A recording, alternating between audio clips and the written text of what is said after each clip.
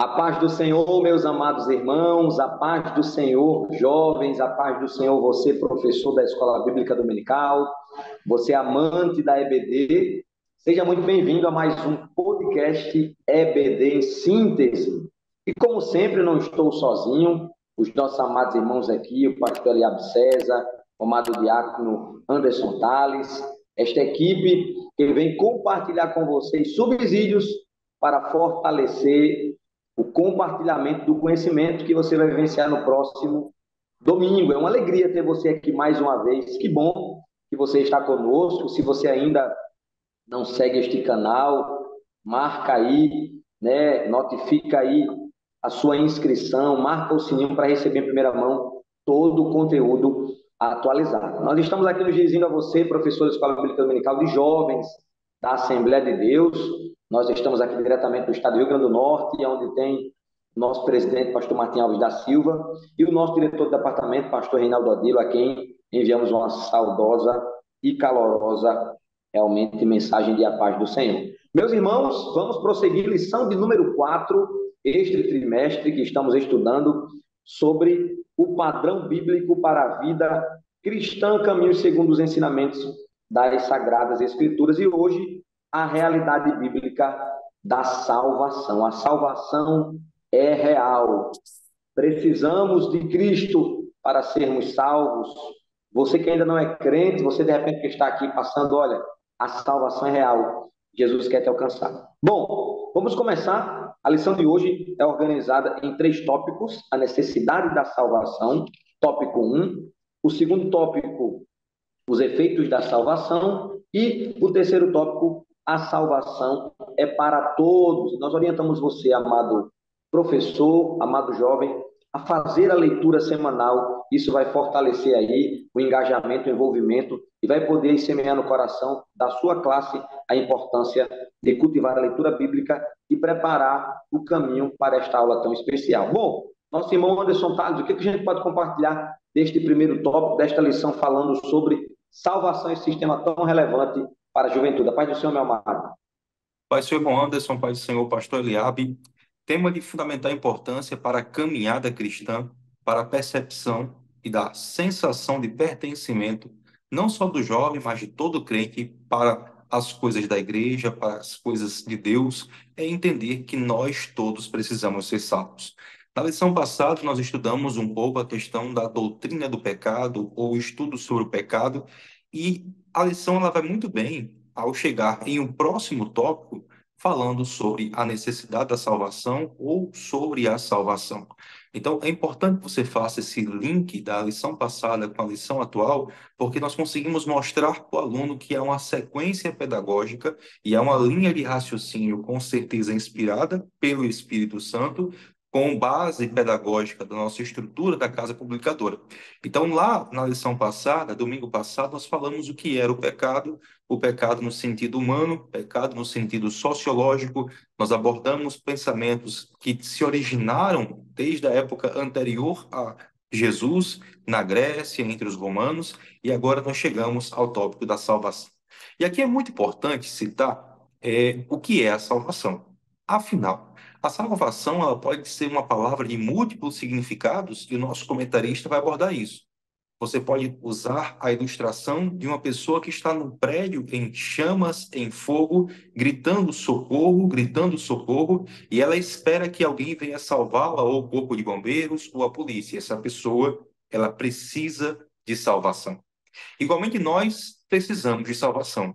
Precisamos de salvação por uma questão muito prática, porque todos pecaram e destituídos estão da glória de Deus. E existe um plano elaborado pelo próprio Deus, e aqui nós elencamos um dos tópicos da nossa lição: a origem da salvação. O conceito está associado a livrar o homem do pecado, a reaproximar o homem de Deus. Por um único homem, o pecado entrou no mundo e atingiu toda uma população. Por uma desobediência, e por um único homem, por obediência, a salvação chegou a toda a humanidade. E essa salvação faz parte de um plano de Deus. E aqui eu consigo linkar plano de Deus para a origem da salvação. Deus, ele institui o plano de salvação muito antes da formação do Éden. Deus instituiu o plano de salvação porque ele reconhecia as coisas que iriam acontecer. Afinal, dentro da sua onisciência, lá no Éden, sabendo Deus que o homem haveria de pecar, ele já elabora um plano da salvação. Começa a falar com os profetas começam a dizer que viria uma salvação, que viria um Salvador, que viria um Messias, e quando chega no tempo dele, no tempo que ele determina, ele envia Jesus com o propósito de trazer o homem à salvação. Jesus, inclusive, ele é tentado no deserto e ele resiste por amor à humanidade e sabendo da sua grande obra, que era salvar toda a humanidade. Então, a origem da salvação, senhores professores, senhores alunos, membros dessa mesa, está nas mãos de Deus, dentro do coração de Deus. É Deus que institui o plano da salvação, mas o nosso Deus, ele não é sozinho.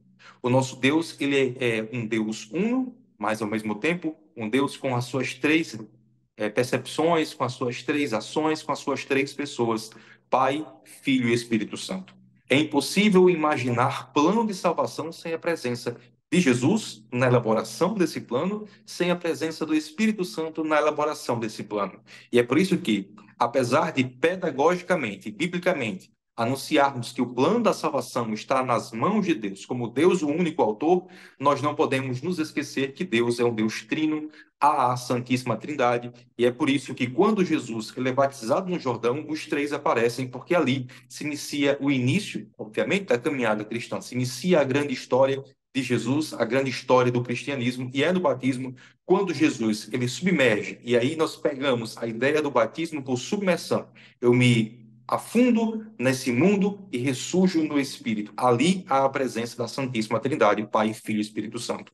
Então não há salvação sem falar da Trindade, não há salvação sem falar da pessoa de Jesus, não há salvação sem falar da obra do Espírito Santo.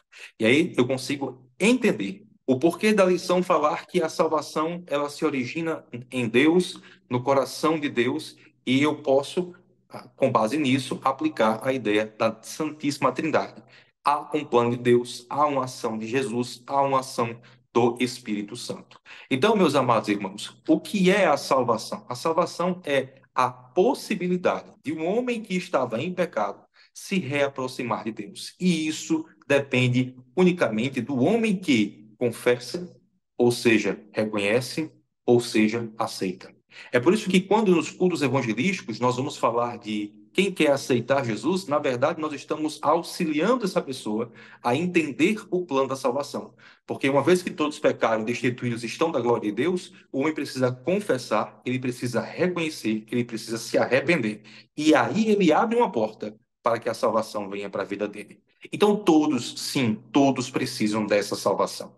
Não é porque eu sou bom, não é porque eu faço boas obras, não é porque eu dou boas ofertas, não é porque eu levo sopa para os pobres, não é porque eu sou um homem puro dentro da minha casa, não é porque eu não sou mentiroso. Isso faz parte das suas obras e das suas virtudes humanas, mas ainda assim você precisa reconhecer a sua situação de homem em pecado e confessar que apenas Cristo pode lhe levar a Deus. Então, o reconhecimento é uma forma pública de dizer: eu sei que eu preciso de salvação. Ou seja, eu preciso me reaproximar de Cristo. Eu confio nos planos de Cristo. Eu sei que para ir para o céu eu preciso aceitar a Cristo. Então, sim, eu preciso de salvação. Perceba então que eu estou colocando na sua avaliação, amado professor e caro estudante, que com base nisso, não importa as bondades do homem, não importa o que o homem entende como religião, só há um caminho que reaproxima o homem a Deus, é através de Cristo, é através de um pedido: Senhor, eu te reconheço, Senhor, me salva. Amado professor, amado aluno, com base nisso, eu consigo demonstrar a vocês que há uma necessidade coletiva, há uma necessidade de reconhecimento, há uma necessidade da salvação. E essa salvação que vem por Cristo Jesus, que vem pela liberalidade da sua decisão, ela é para todos. E aqui nós quebramos alguns tabus de algumas doutrinas teológicas que diz que apenas um grupo seleto de pessoas tem direito à salvação. Essa não é a percepção bíblica da nossa igreja, essa não é a percepção bíblica dos teólogos que fundamentam a nossa fé. Todos pecaram e para Deus há uma graça para todos. E aqui eu abordo mais um aspecto antes de passar a palavra para o Eliabe. A salvação ela independe do nosso merecimento. Ela é gratuita, ela vem de graça. E que graça é essa? É a graça de Cristo. Uma vez que eu peco, uma vez que eu estou destituído, uma vez que a minha origem adâmica me afastou dos caminhos que me levaria para o céu, eu sozinho nunca serei merecedor, independente das boas virtudes, da minha boa inclinação, do meu bom sentimento. Eu preciso da salvação e para que eu seja salvo, eu não precisarei investir muita coisa, porque ela vem de graça. Olha que coisa linda! Ela vem de graça. É pela graça que somos salvos, é pela liberalidade de Deus, é pelo plano para se cumprir, é uma decisão de Deus de tomar das mãos do diabo a minha e sua vida. A salvação está aí para que você possa alcançar. Então, em resumo, salvação é o ato de reaproximação do homem de Deus, esse salvar do pecado, salvar do futuro que espera aqueles que não reconhecem o Senhor como Salvador. A salvação, ela surge no coração de Deus, é algo que é anterior até mesmo para muitos teólogos à formação do mundo. Deus já forma o mundo com a percepção, é algo de Deus, mas nosso Deus não está sozinho, tem Jesus, tem o Espírito Santo e ela vem gratuitamente por intermédio da graça. Amém, pastor Anderson? Maravilha, glória a Deus. Você, professor, pôde aí ter este panorama de forma consolidada pelo professor Anderson Tales, trazendo esta necessidade da salvação e, em especial, trazer ao seu jovem, ao aluno, essa perspectiva de que é necessário, sim, sermos salvos e é uma escolha, né? Vem de Deus e ele nos possibilita essa escolha. Bom, pastor Eliabe, tendo a necessidade de salvação, entendendo e compreendendo, nós sabemos que esta salvação ela tem efeitos, assim como o professor Anderson Tales falou, lição passada falando sobre a realidade do pecado e o efeito que o pecado traz. E graças a Deus que planejou aí o projeto da redenção e a salvação tem efeitos. Necessidade da salvação, efeitos da salvação. Professor Eliabe, a paz do Senhor, meu pastor. A paz do Senhor, meus companheiros, a paz do Senhor, querido professor, aluno que está nos assistindo. Nós temos aí o tópico 2 com os efeitos da salvação, conforme apresentou o professor Anderson. Na lição anterior, nós precisamos fazer esta referência a esta cronologia, não é? Dentro da doutrina da salvação, a soteriologia, foi apresentado as consequências do pecado. E uma das consequências do pecado, caros companheiros, é a morte física e espiritual. O pecado, sem dúvida alguma, produz morte física e espiritual. Por isso que um dos efeitos da salvação, e o primeiro que o comentarista apresentou aqui, é a regeneração. E o que seria a regeneração, meu caro irmão, minha irmã que está nos assistindo? A regeneração é a ação decisiva e instantânea do Espírito Santo, mediante a qual ele cria de novo a natureza interior. Ou seja, faz o homem nascer novamente, agora regenerado. Este termo bíblico aparece apenas 2 vezes no Novo Testamento. Mas, apesar da sua pouca referência à etimologia da palavra, há pelo menos 63 citações indiretas ao termo regeneração no Novo Testamento. Portanto, este ato, este fundamento da salvação, que é a regeneração, é o fato de nascer de novo. Jesus um dia pregou para Nicodemos dizendo que era necessário que ele nascesse de novo. Jesus já estava introduzindo para Nicodemos a doutrina da salvação e os seus efeitos, e trouxe como primeiro efeito a doutrina da regeneração. Portanto, regenerar significa nascer de novo. A regeneração é o início do nosso crescimento no conhecimento de Deus, na nossa experiência de quem é Cristo e do que o Espírito Santo pode produzir como transformação no nosso caráter moral. Há 2 grandes teóricos no Novo Testamento que se dedicaram a apresentar esta doutrina, a doutrina da regeneração. Os mais destacados deles são o apóstolo Pedro e o apóstolo Paulo. Pedro dedicou os primeiros capítulos da sua epístola a falar sobre a doutrina da regeneração. Ele disse que nós fomos regenerados por meio da palavra de Deus. Ele diz também no verso 3 do capítulo 1 da sua primeira epístola que o Deus Pai, por meio do nosso Senhor Jesus Cristo, pela sua grande misericórdia, nos regenerou para uma viva esperança. Portanto, a doutrina da regeneração é apoiada pelos apóstolos, principalmente por Pedro e por Paulo. Ela também é citada por João. Ela também é destacada na carta aos Coríntios, novamente por Paulo, na carta aos Romanos, na epístola de João, no capítulo 4, no verso 7. João faz um destaque também, e se junta João agora ao Paulo e ao Pedro, não é? Que eram os apóstolos que pregavam a doutrina da salvação por meio da regeneração. Agora João diz assim, no capítulo 4, verso 7 da sua primeira epístola: Amados, amemos uns aos outros, pois o amor procede de Deus.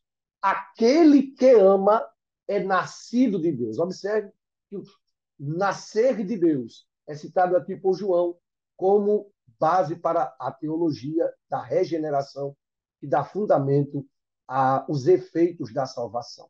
Queridos irmãos, nós terminamos este subtópico, o primeiro subtópico, lembrando aos queridos que a ação dinâmica da regeneração é dividida em 3 fases. A primeira delas, isso é importante que você traga para o seu aluno na sala de aula.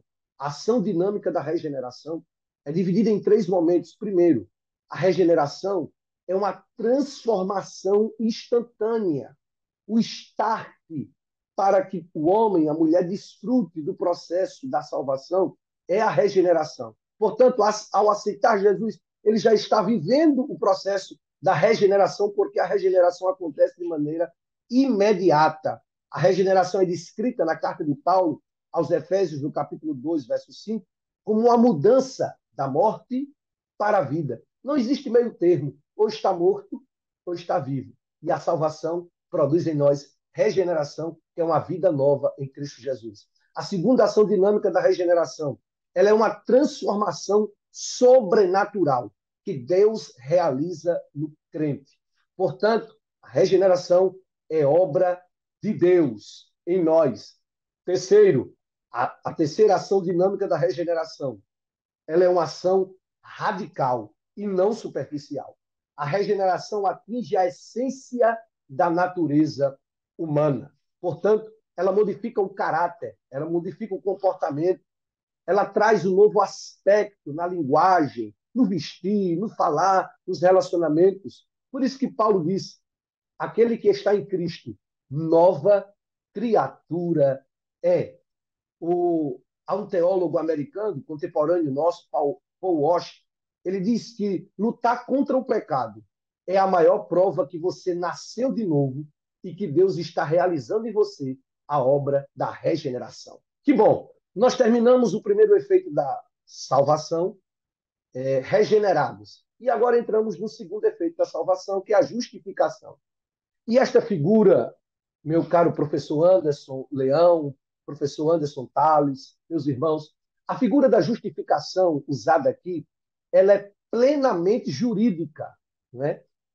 Paulo, Pedro, os apóstolos, eles trazem esta figura porque fazia parte da dinâmica social daquele tempo as causas serem levadas ao tribunal. E, diferentemente da estrutura do Poder Judiciário que nós temos hoje, com advogados, promotores, naquela época havia os acusadores e os acusados. E um colegiado de juízes que julgavam as causas neste tribunal. O tribunal hebraico, portanto, era formado por acusadores e acusados que trocavam ali as suas teses de defesa e de acusação, e um juiz ouvia tudo aquilo e se pronunciava diante do fato.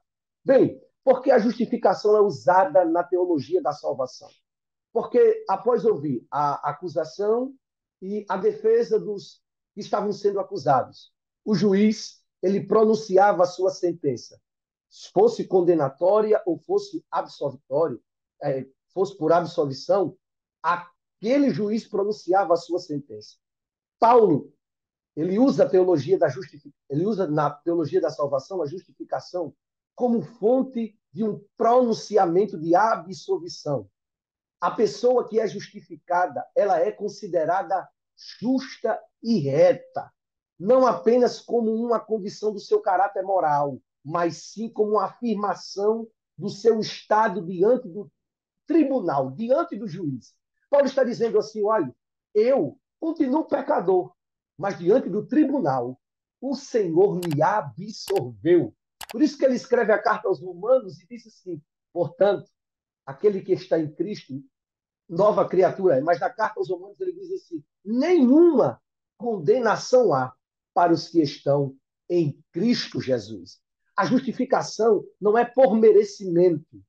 A justificação não quer dizer que o acusado ele não cometeu o delito. Não, a justificação é pela fé. Inclusive, isso fez parte da reforma protestante há mais de 500 anos, quando Lutero, não é, se levantou como um porta-voz da teologia da salvação, dizendo: somente a fé é o elemento primaz para a justificação. A fé não é pelas obras, é pela fé. Portanto, querido professor, a justificação, a teologia da salvação baseada na justificação precisa ser explicada como elemento primaz para a salvação. E aí nós temos também neste tópico a adoção, e o comentarista termina explicando que a adoção é também um termo jurídico, não é? Porque ela fala de um ato de filiação, não por sangue, não, mas porque fomos adotados, fomos trazidos para o meio e agora somos filhos de Deus. Por fim, para concluirmos, nós temos aí o terceiro e último efeito da salvação, que é a santificação. Eu acredito que você já deve ter, querido professor, pensado, estudado sobre os dois principais conceitos que permeiam a doutrina da santificação na Bíblia. Ela é posicional e ela é progressiva. Posicional porque ela é um ato definitivo que ocorre no momento em que somos salvos, aceitamos a Jesus. Nesse período, tomamos uma posição. Tomamos a posição de nos afastar do mundo e vivermos para Cristo.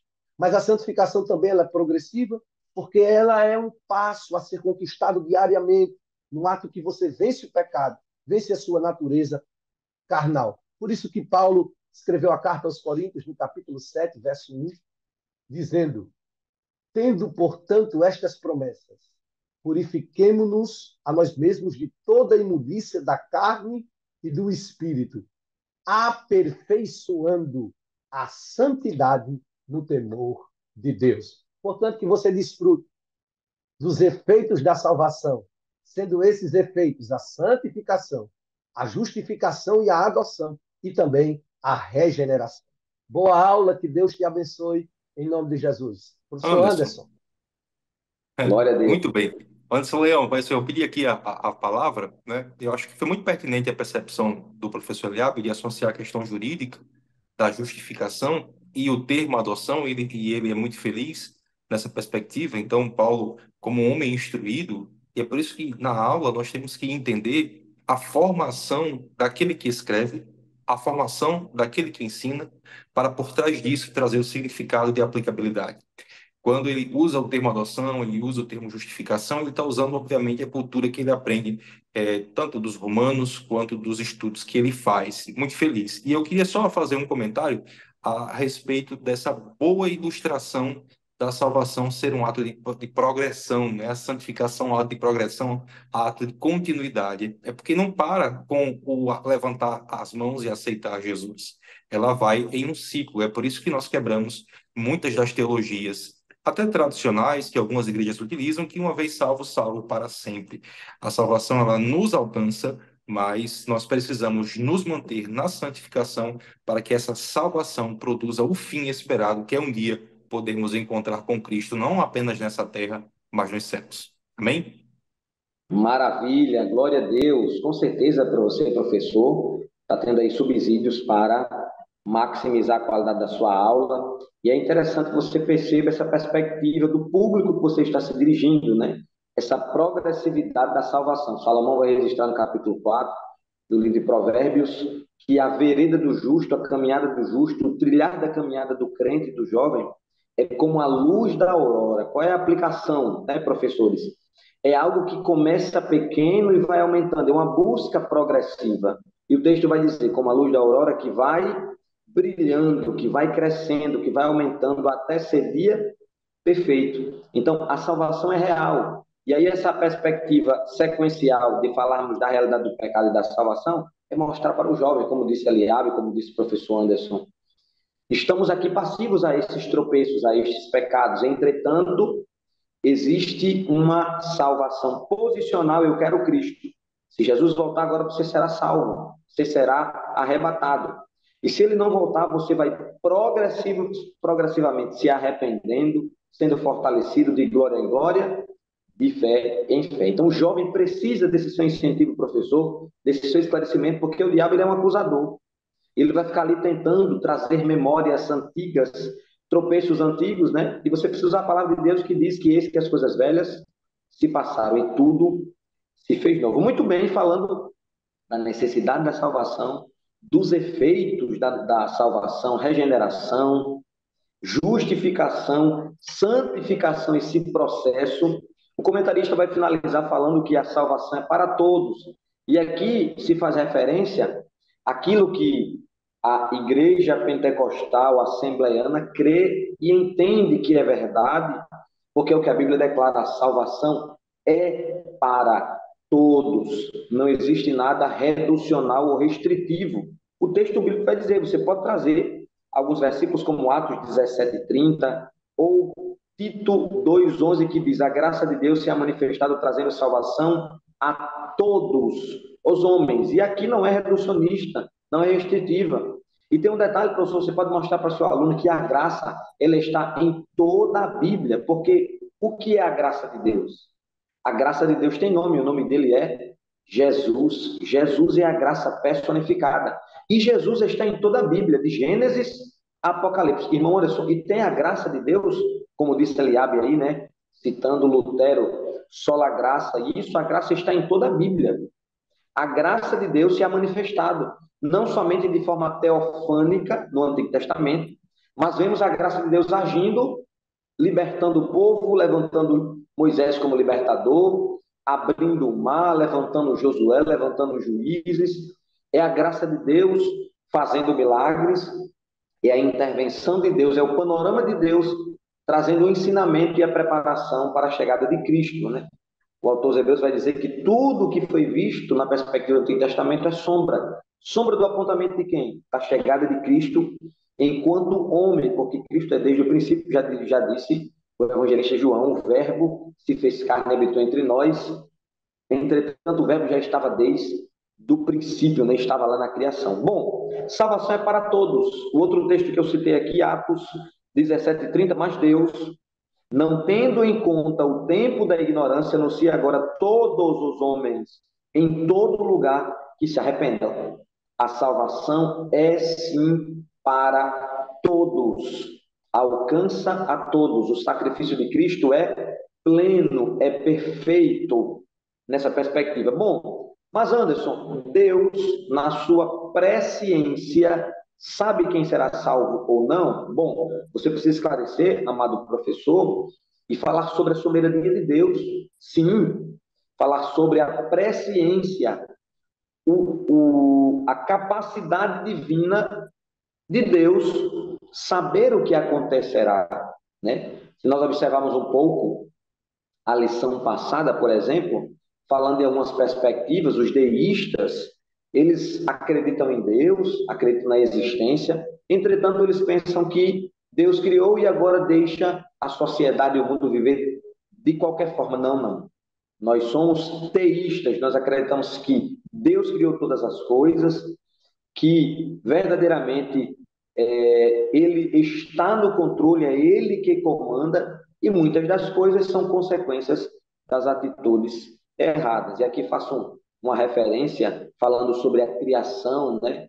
A perfeição, a ação de Deus como agente direto na criação, ao pastor, nosso irmão Adalto Lourenço, que no dia de hoje, no dia dessa gravação, faleceu de forma aí, né, pontual, que Deus tenha misericórdia da sua família, mas é alguém que, se você pesquisar sobre os vídeos dele, vai ter muito conteúdo que vai trazer essa veracidade, a realidade, não somente da existência de Deus, mas da criação. E Deus é presciente.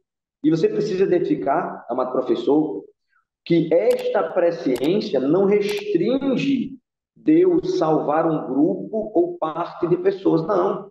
A presciência é um atributo, é uma capacidade divina.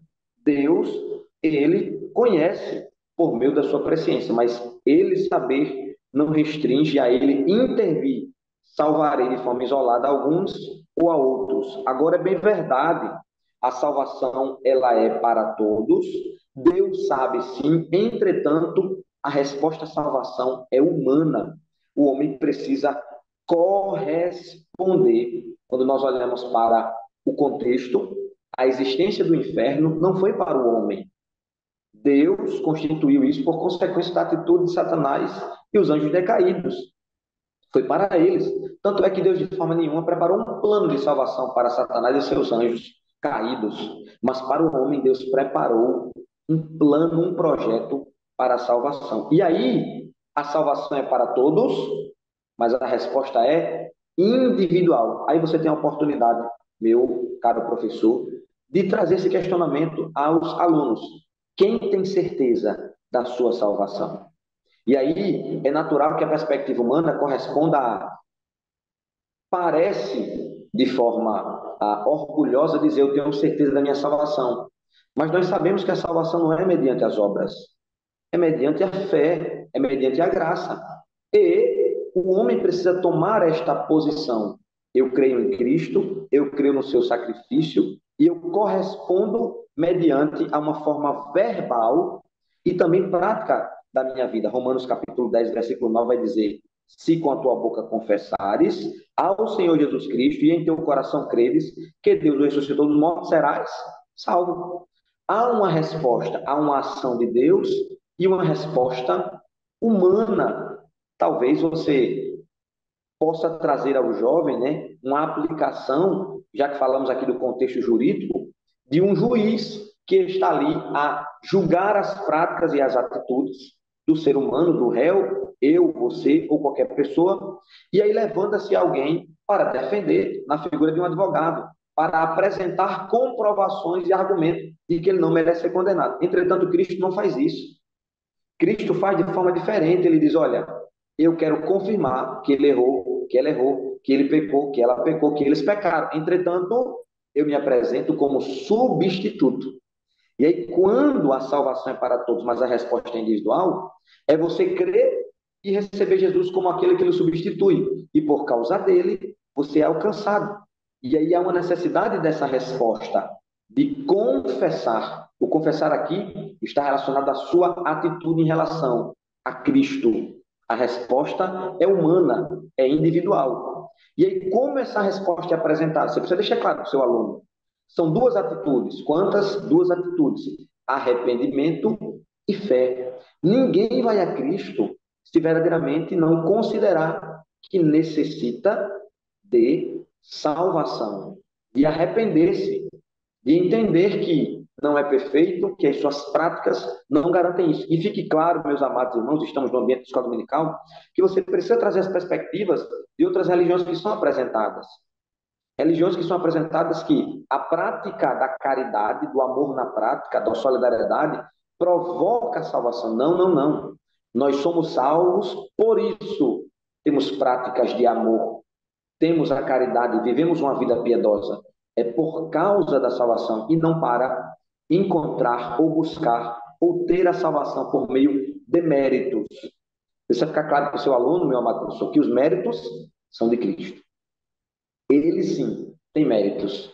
E é aos pés da cruz que nós somos absolvidos pela condenação do grande juiz. Bom, salvação para todos, resposta humana individual. Bom, mas aí a lição vai trazer aqui uma perspectiva interessante, falando sobre apostasia.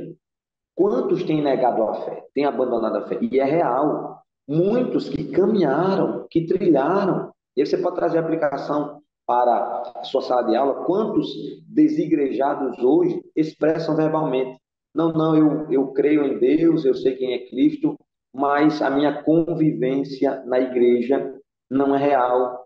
E aquilo é um passo inicial para uma apostasia, para negar a fé, para de repente depois viver uma vida distante de Deus. E isso está na Bíblia. O escritor aos Hebreus, no capítulo 10, peço que você, professor, leia o completo, um capítulo que vai fundamentar muito sobre essa perspectiva. Versículo 26, ele vai dizer assim, ó, porque se pecarmos voluntariamente, depois de termos recebido o conhecimento da verdade, veja, entregou-se a Cristo, entendeu quem é Cristo, a sua obra, mas pecando voluntariamente, de maneira deliberada, de maneira proposital, não resta mais sacrifícios pelos pecados.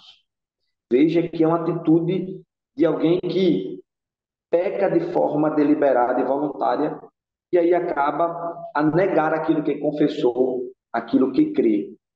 O último subtópico, e aí eu julgo muito relevante você trazer essa aplicação para o jovem, porque muitos estão na igreja, estão no ambiente dos conjuntos, das participações, mas o diabo os oprime, dizendo, olha, você é um pecador, você não merece estar aí, você não pode estar aí.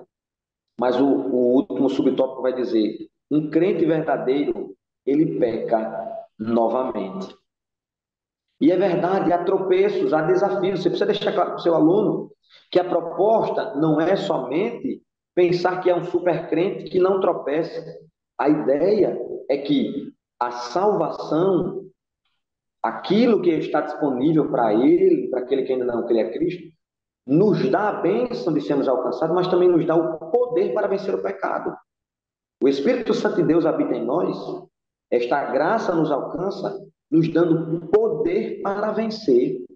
Por isso a necessidade da busca mais de Deus, da busca da presença de Deus, de estar envolvido na obra de Deus, porque vai sendo fortalecido. Buscar o batismo com o Espírito Santo, porque você vai vencendo e vai lutando contra o pecado, e a carne, ela é fraca, mas o Espírito está pronto. É a palavra de Deus que existe, mas muitas vezes você precisa trazer a perspectiva para o jovem, que a carne tem vencido. Mas tem vencido por quê? Como é que tem sido essa caminhada? Se o jovem está na EBD, já é um grande aspecto, ele gosta de ler a Bíblia, ele precisa ter esse fomento, né, maximizado por você, professor, para ele viver essa transformação. Bom, um crente verdadeiro pega novamente, e temos o exemplo aqui de Davi, temos o exemplo de Pedro.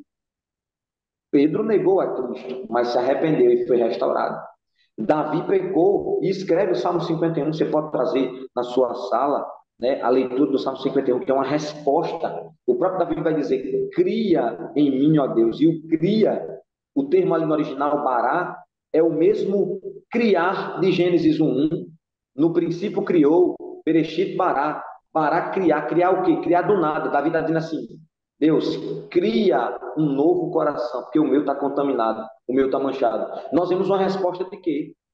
Arrependimento. E aí você, professor, precisa comentar e fomentar isso com o seu jovem. Olha, arrependa-se, busque aconselhamento, direcionamento, arrependa-se porque Deus está pronto para perdoar. Você precisa trazer esse fomento na sua aula. Um crente verdadeiro, ele peca, ele não vive uma vida escravizada pelo pecado. Ele precisa lutar contra isso. E abre espaço também, professor, para de repente, se o jovem quiser lhe buscar para conversar sobre uma luta que ele tem travado há muitos anos, há muitos meses, você pode ser este conselheiro que vai ajudar. Pedro negou a Cristo. Pedro negou a Jesus. E de repente Pedro, o contexto bíblico ali dos últimos capítulos do Evangelho de João, você pode trazer a aplicação. Pedro volta à sua prática comum, à sua prática normal, mas Jesus a ressuscitar faz referência a ele. Essa é a maior prova que ele não nos abandona. Maria, avisa aos discípulos e a Pedro que eu ressuscitei, fazendo uma referência específica, dizendo assim, eu sei quem tu és, eu conheço você. Muito bem, a ideia aqui não é uma vida pecaminosa, porque Paulo foi questionado. Você pode trazer esse versículo, Romanos 6, capítulo 6, versículo 1 e 2. Que diremos, pois, Paulo, permaneceremos no pecado porque a graça seja mais abundante? De modo nenhum. Porque talvez o jovem pense, irmão Anderson, quando eu peco eu me arrependo, me alegro e recebo o perdão de Deus, mas ele pode entender de forma errada. Não, então eu tenho que pecar para me alegrar? Não, pelo contrário. Paulo foi questionado. Então quer dizer que a gente vai pecar de forma abundante? De modo nenhum. O versículo 2 vai dizer, nós que estamos mortos para o pecado, como viveremos ainda nele? É justamente sobre essa graça que você precisa trazer essa perspectiva. E tem outra série de versículos que você pode trazer, por exemplo, Hebreus 12, capítulo 12, versículo 6, o Senhor corrige a quem ama e açoita a qualquer que recebe por filho. Há uma consequência, há uma correção, há um direcionamento de Deus para trazer mudança e crescimento. E eu finalizo com este comentário bíblico para a lição. Talvez a pessoa que pecou tenha ido tão longe de Deus que nem queira que nos distraiamos orando por ela. Isso também pode ser o que Tiago, na sua carta, no capítulo 5, versículo 20, vem alertado quando ele fala: saiba que aquele que fizer converter do erro, do seu caminho, um pecador, salvará da morte uma alma e cobrirá uma multidão de pecados. Ao falar de salvação na sua aula, professor, por favor, traga esta perspectiva de oportunidade de o jovem não ficar embaraçado no pecado, mas levantar-se e viver uma vida transformada e, especialmente, viver os efeitos da salvação, regeneração, justificação e santificação, que é um processo contínuo para a glória de Deus. Finalizamos mais um podcast hoje e eu dou graças a Deus pela vida de você, professor. Que Deus te abençoe grandemente, que esta aula possa transformar, alegrar e trazer o efeito poderoso da salvação. Obrigado, professor Anderson, suas considerações. Obrigado, professor Eliabe, suas considerações, respectivamente. Sempre um prazer dividir a bancada com os senhores. Nós desejamos que os professores se aproximem ainda mais da lição, amem a escola dominical e passem aos alunos a paixão por ensinar. Afinal, na sua sala poderá ter o próximo professor da escola bíblica dominical. Glória a Deus. Deus abençoe, meus irmãos, que a mão de Deus esteja sobre vocês, inspirando e dando sabedoria para ministrar a lição. Que Deus abençoe. Até a próxima, meus amados companheiros, Anderson Leão e Anderson.